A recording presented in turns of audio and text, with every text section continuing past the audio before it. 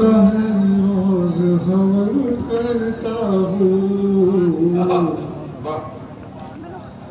अपनी पीड़ाओं का हर रोज हवन करता हूँ, शारदे माँ का प्रतिदिन में भजन करता हूँ।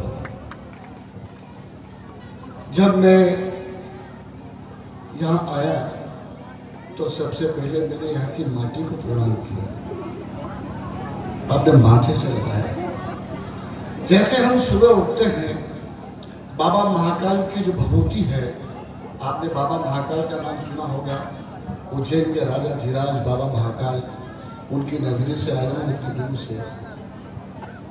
हम बाबा महाकाल की जो भस्मारती वो होती है, भस्म, उसको माथे से लगा। ये खजूरी की जो माटी है जी, क्या है जी? पहली बार नरेंद्र सिंह अकेला बता के जा रहा है। देशराज भाई सुनना,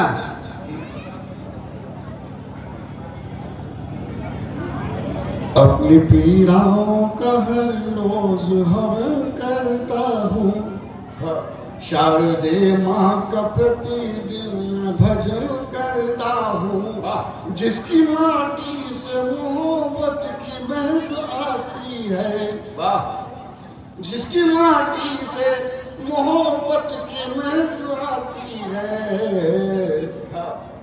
ऐसी माटी को मैं 100 बार नमन करता हूँ, मैं 100 बार नमन करता हूँ। और योगेश भाई ने मेरे से शर्त लगाई है, ये जो बैठी है इधर की मंडली, योगेश भाई इस मंच के सबसे वरिष्ठ व्यक्ति हैं। उन्होंने कहा नरेंद्र भाई, ये जो लड़कियां हैं पूरे कवि सम्मेलन को इन्होंने तरोताजा बना करके रखा है,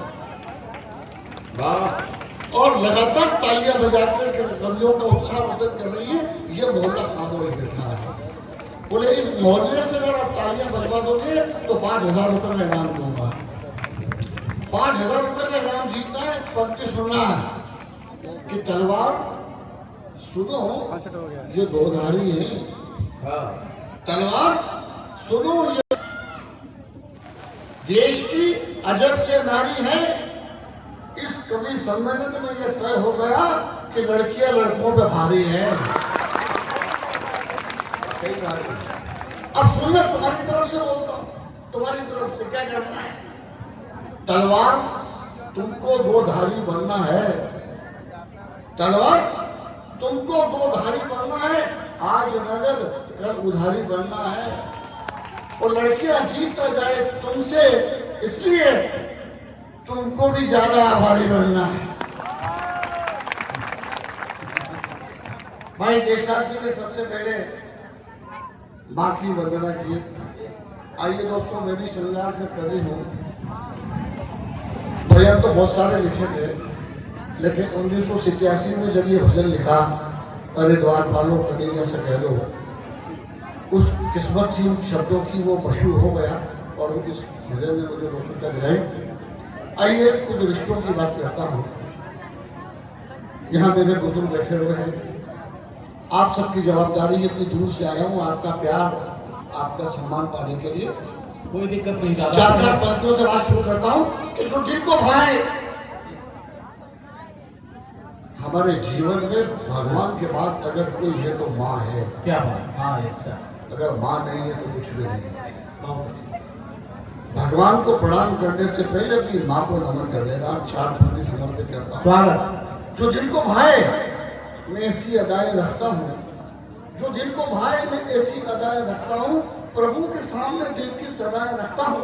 नहीं है खौफ मुझे अब किसी भी दुश्मन का, मैं अपने साथ में माँ की दुआएं रखता हूँ। क्या बात? अच्छा। नहीं है खौफ मुझे अब किसी भी दुश्मन का, मैं अपने साथ में माँ की दुआएं रखता हूँ। 4 पंक्ति समर्पित करता हूँ। स्वागत। कि नर्म हाथों से जो देती निवाला खूब होता है। वाह। नर्म हाथों से जो देती निवाला खूब होता है।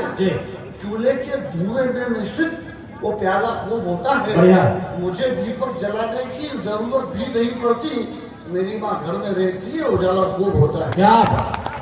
अच्छा बता। और 4 पंक्तियां बेटियों की तरफ से समर्पित करता हूं। स्वागत। आजादी को मेरे 75 साल हो गए। यह पहला अवसर है कि हमारी सरकार ने कहा बेटी बचाओ बेटी पढ़ाओ। बहुत अच्छा। क्यों? आज हिंदुस्तान का हर व्यक्ति शादी होने के बाद ये चाहता है कि मेरे घर में पुत्र की प्राप्ति हो। कोई नहीं चाहता कि बेटियां हो जी। लेकिन ये बेटी किसी बेटे से कम नहीं है। आज हर बेटी अपने बाप का सहारा। नसीहत उसको कहते हैं जो हमने आपको दी है। वाह। पंक्ति की गहराई को जाइएगा बेटी वालों। अगर आपके घर में बेटी है तो पंक्ति दिल में उतारना, पंक्ति साथ में ले जाना। नसीहत उसको कहते हैं जो हमने आपको दे दी। गले में जितनी ताकत थी सभी आलाप को दे दी। नसीहत उसको कहते हैं जो हमने आपको दे दी। गले में जितनी ताकत थी सभी आलाप को दे दी। और मुसीबत बाप पर आई तो बेटे चल दिए घर से। वाह। मुसीबत बाप पर आई तो बेटे चल दिए घर से। तोड़ के गुल्लक बेटी ने वो राशि बाप को दी। क्या बात। अरे वाह दादा, ये देखो, ये मेरी धरती है, यहाँ प्यार होता है, कविता का सम्मान होता है। पढ़े दादा। नसीहत उसको कहते हैं जो हमने आपको दे दी। जी। गले में जितनी ताकत थी सभी आला आपको दे दी। मुसीबत बाप पर आई तो बेटे चल दिए घर से। तोड़ के गुल्लक बेटी ने वो राशि बाप को दी थी। बेटियों की तरफ से 4 पंक्ति समर्पित करता हूँ। बेटियों आशीर्वाद चाहूंगा। अगर तुम मुझसे छोटी हो लेकिन बड़ी इसलिए हो कि जब नव दुर्गा में अष्टमी नवमी आती है तब तुम्हारी पूजा की जाती है। क्या बात। हो जाती है। बहुत अच्छी बात। आशीर्वाद चाहूंगा बुजुर्ग की तरफ से। बिल्कुल। पंक्ति सुनिएगा। पढ़े दादा। बेटी क्या कहती है? हुआ जब घर का बंटवारा। मैं भी चाहूं तो आपको चुटकुले सुना सकता हूं। पिछले 42 साल से मंच पे चल रहा हूं। जी। 5000 चुटकुले याद है लेकिन चुटकुले नहीं सुनाऊंगा। पढ़े। एक कवि सम्मेलन में मंच के पीछे 2 कवि आपस में लड़ रहे थे। देशराज भाई को संचालक देखा, जरा जाके देखो भाई पीछे क्यों लड़ रहे हैं। इन्हें जाके देखा तो एक पीछे और एक ऊपर। नीचे वाले के दोनों दांत टूटे हुए, कान टूटा हुआ, मुंह से खून निकल रहा है। इतने ऊपर वाले कुछ आया, बोले भाई क्या बात है, क्यों मार रहे हो उसको? बोले मारू तो क्या नहीं करूं, इस उम्मत ने मेरे सारे चुटकुले पढ़ लिए, अब मैं क्या पढ़ूं? यह हालत हो गई है। बर्बादी है मंच देखकर अब मुंह खुला मेरा है।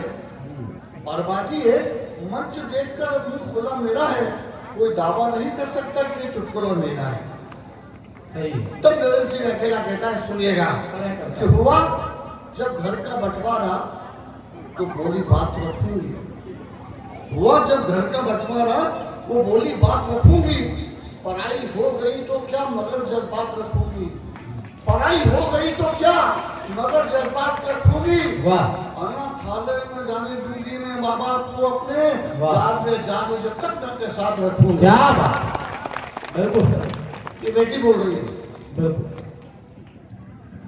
अब पिता की तरफ से 4 पंक्ति समर्पित करने की कोशिश करता हूँ। स्वागत है। एक पिता वो है जिसके बहुत सारे दोस्त हैं, अमीर दोस्त हैं। वो चाहे तो दोस्तों में बैठ के रमी खेल सकता है, शराब पी सकता है जाके, लेकिन वो नहीं जाता। क्यों नहीं जाता? सुनिएगा। पर बच्चों सुनना, पंक्ति अपने साथ लेके जाना। एक बाप क्या बोलता है कि मैं तेरे खत में जवाबों की तरह रहता हूं। वाह। सभी पिताओं को समर्पित कर रहा हूं बल्कि आपके हाथ बदन आनी चाहिए। मैं तेरे खत में जवाबों की तरह रहता हूँ।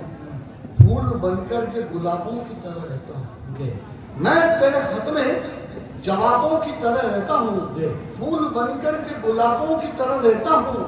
और आस आती नहीं मुझको अमीर सोहबत। अपने बच्चों में नवाबों की तरह रहता हूँ। और हर पिता अपने बच्चों में नवाबों की तरह ही रहता है। अपने बच्चों में नवाबों की तरह रहता हूँ। आइए दोस्तों, गियर को चेंज करता हूँ। जी।